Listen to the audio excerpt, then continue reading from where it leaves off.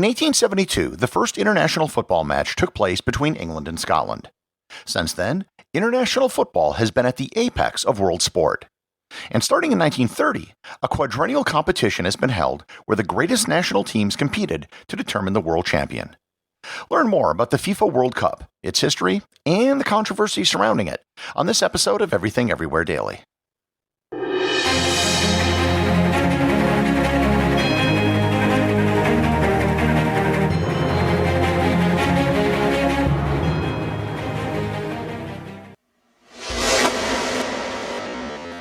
Before I begin, for the purpose of this episode, I will be referring to the sport in question as football, aka association football.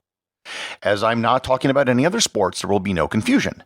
So to everyone in the United States, and Canada, and Australia, and New Zealand, and South Africa, and Japan, and Papua New Guinea, and Fiji, just pretend that you'll be traveling in Europe for the next few minutes.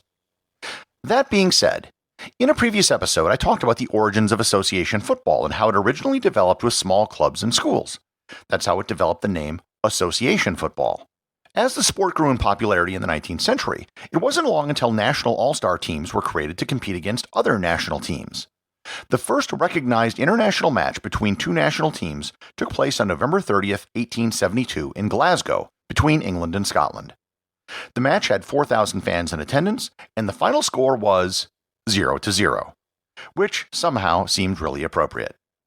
I should note that many people around the world often wonder why the United Kingdom doesn't have a national team. Rather, their country gets split up into 4 teams representing England, Scotland, Northern Ireland, and Wales. On one hand, it seems to be kind of unfair that one country gets to field 4 teams, but on the other hand, it also means that they're at a disadvantage in that they have to field 4 teams. It has everything to do with history. International football started in Great Britain, where the constituent countries of the United Kingdom all had their own teams. When the sport grew internationally, these teams sort of got grandfathered in as they were already competing against other countries. For 30 years, the Football World Championship was just a match between the champions of the English and Scottish top-level league clubs. However, by the early 20th century, football had spread around the world. The first international match played outside of Great Britain occurred in 1902 between Uruguay and Argentina.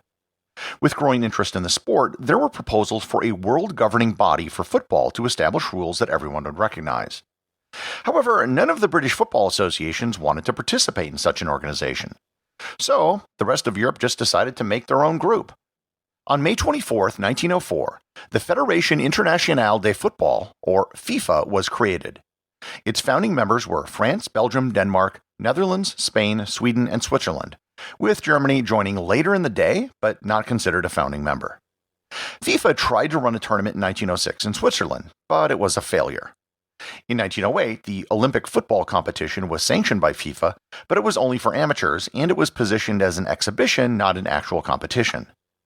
By the start of the First World War, FIFA had member countries on 4 continents. However, the war basically put an end to international football competitions for the duration of the conflict. Just prior to the outbreak of war, FIFA agreed to recognize the Olympics as the World Championship for Amateurs. It was won by Belgium in 1920 and by Uruguay in 1924 and 1928. The Olympics were fine, but they didn't address the issue of a World Championship for professional players. Professional leagues had become quite popular by the 1920s. The 1932 Olympics in Los Angeles dropped the sport because of its lack of popularity in the United States and disagreements between FIFA and the International Olympic Committee over amateur rules. So, in 1930, the very first World Championship, which allowed all players, regardless of amateur status, was to be held. FIFA decided to host the event in Uruguay, as they had won the previous 2 Olympics and were considered the reigning world champions, and it was also the centennial of their independence. The problem was, it was a long trip for all the European teams in an era where plane travel still wasn't common. 2 months before the tournament was to take place, no European teams had committed to attend. After some arm twisting, 4 European teams finally agreed to show up. There were 13 countries in attendance at the first World Cup. 7 were from South America, 4 were from Europe, and 2 were from North America. No one had to qualify. And the eventual winner was the home team from Uruguay, who defeated Argentina 4-2 in front of 93,000 spectators. The 1934 World Cup was a much bigger affair. It was held in Italy from May 27th to June 10th. The 1934 World Cup was the first event where you actually had to qualify. 32 teams participated, with 16 teams qualifying for the tournament. The defending champion Uruguay actually boycotted the event because so few European teams went to Uruguay when they hosted it. Italy beat Czechoslovakia 2-1 in the finals, becoming the first European winner. The event was marred by Benito Mussolini using the tournament to showcase the success of fascist Italy. Football returned to the Olympics in 1936, but it had now taken a backseat to the World Cup as the premier international competition in football. The 1938 World Cup was held in France, where Italy beat Hungary 4-2 in the finals. The Italian coach, Vittorio Pozzo, became the first and to date only coach ever to have coached 2 World Cup champions. With the onset of World War II, there wasn't another World Cup held until 1950. Probably the biggest international match during this period was held in 1947, when an all-British team took on an all-star team from continental Europe known as the European 11. The British won 6-1 in front of 123,000 people. The long-awaited 1950 World Cup took place in Brazil, who, in all likelihood, probably would have been awarded the World Cup in 1942. The format of this World Cup was unlike any other before or since. Instead of a final match, the final 4 teams played in a round-robin. The winner was Uruguay, and the runner-up was Brazil. This was the first World Cup where British teams competed, with both England and Scotland attending. Germany and Japan were also both banned from attending due to, the war. And likewise, every communist country in Europe, save for Yugoslavia, refused to participate in the qualifying tournaments. In 1954, the Cup was held in Switzerland. A record 37 teams participated in qualifying matches, including the Eastern Bloc teams, and the newly created West Germany, which ended up winning the tournament. 1958 saw the beginning of the Brazilian dynasty. Brazil won their first World Cup, beating the host country of Sweden, and it was the international debut of a 17-year-old phenom by the name of Pelé. 55 countries competed in qualifying matches, largely because there were now more countries due to the post-war decolonization movement. Brazil won again in 1962 when it was hosted in Chile, and in 1966 the event was hosted in England, when the English won their first and only World Cup. In 1970, Mexico was the host, and it was won by Brazil for the 3rd time, making Brazil the first 3-time champion. Pelé also became the first and only person ever to appear on 3 World Cup winning teams.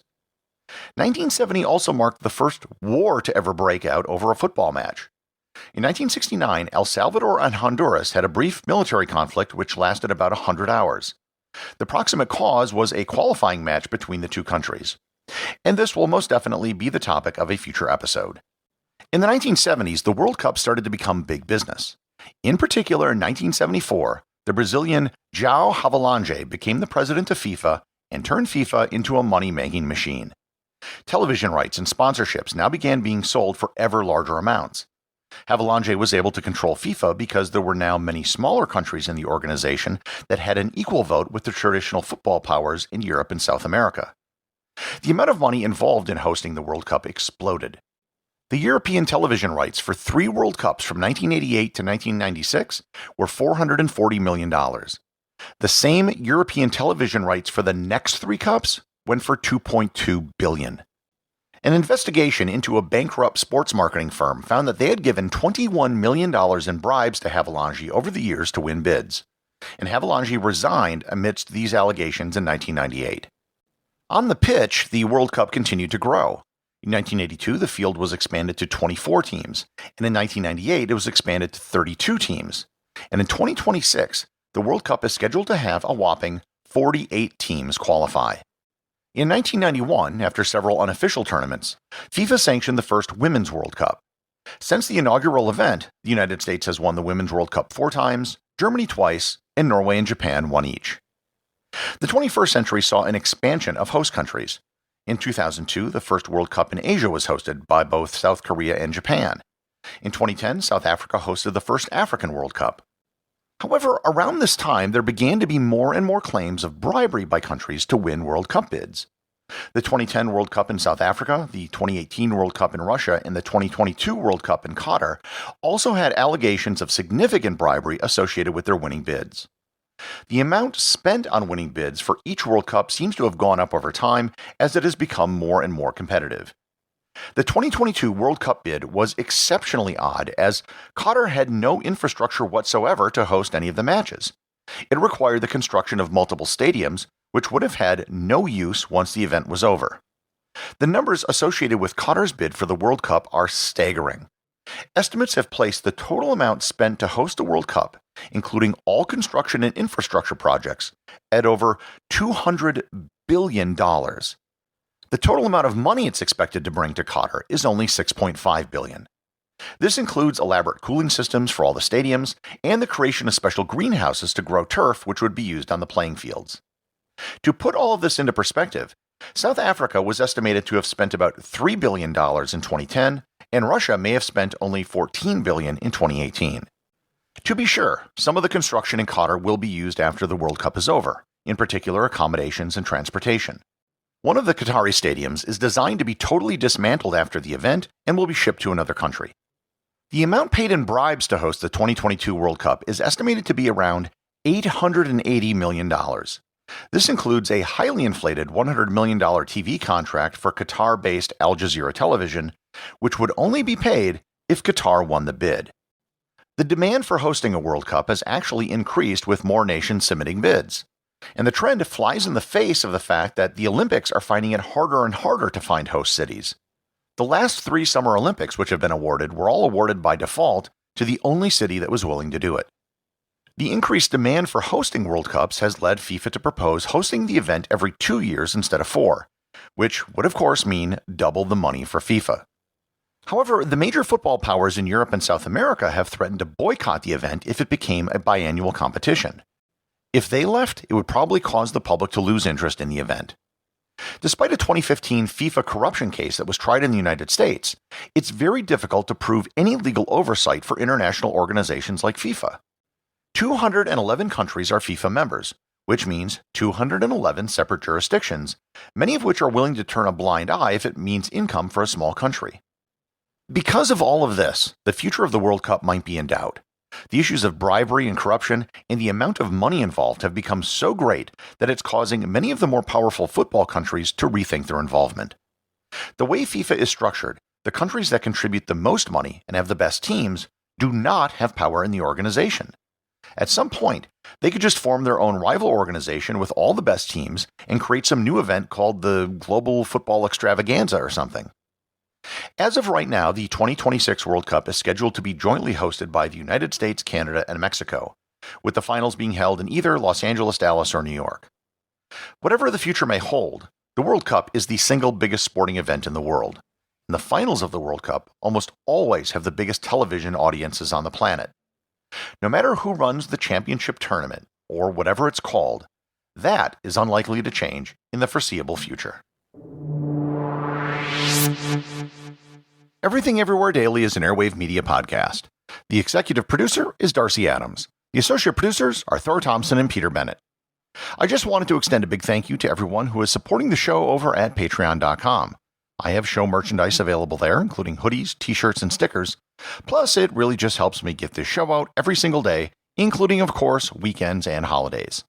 Remember, if you leave a review or send me a boostagram, you too can have it read on the show.